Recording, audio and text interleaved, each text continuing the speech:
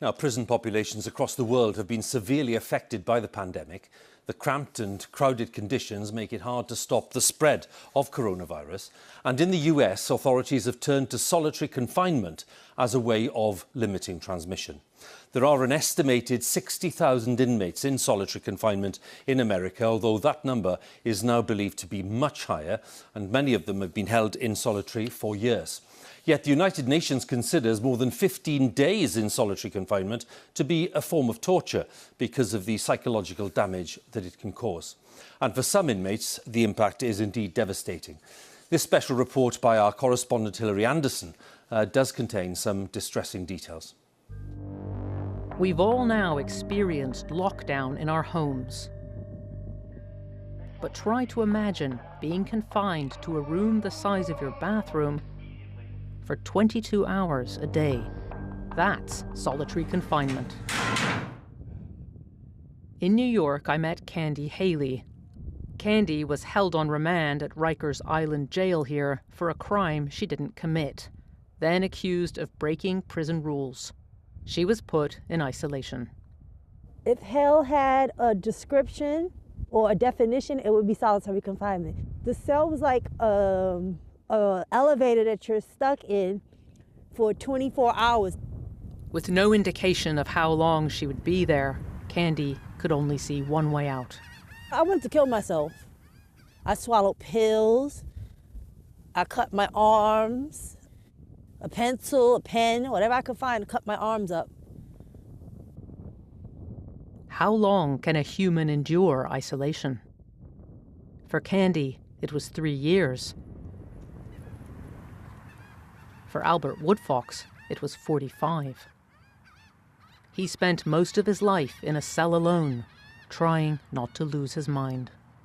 The very first time I experienced a claustrophobic attack, I was sleeping and I woke up and the bunk above me was right there, about a couple of inches from my face. That was your perception? Yeah, and I couldn't move.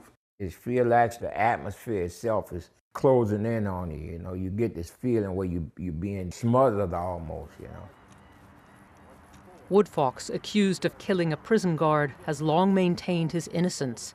He was released in 2016. The length of his incarceration shocked many around the world. He's become a leading figure in the fight against solitary. For years, this man, Burl Cain, was his jailer. Cain didn't want to comment on specific inmates. He's had years of experience with maximum security prisoners and believes solitary is essential to prison safety.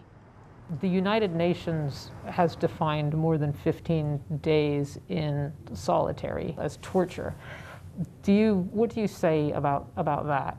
I'm not torturing them because I'm going to feed them good, and we're going to try every day to get them to come out of there and live peacefully with the others.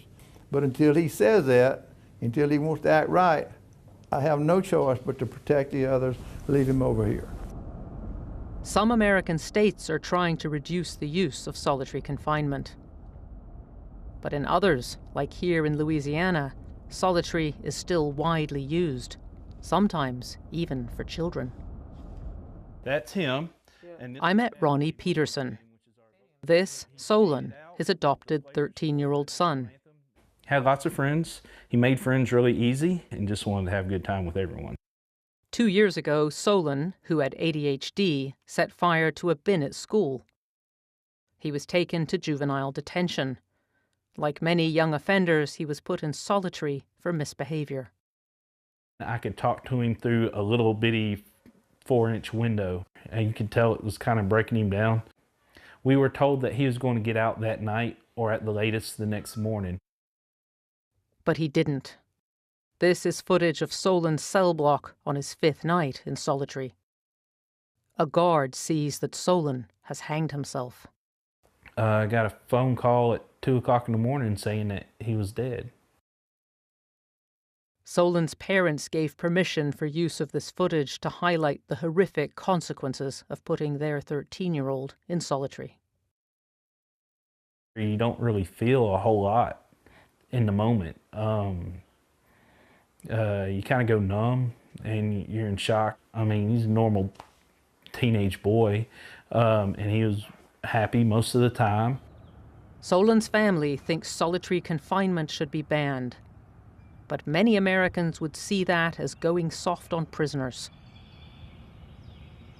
So, more than 60,000 inmates remain in solitary today, alone with their minds. Hilary Andersson, BBC News.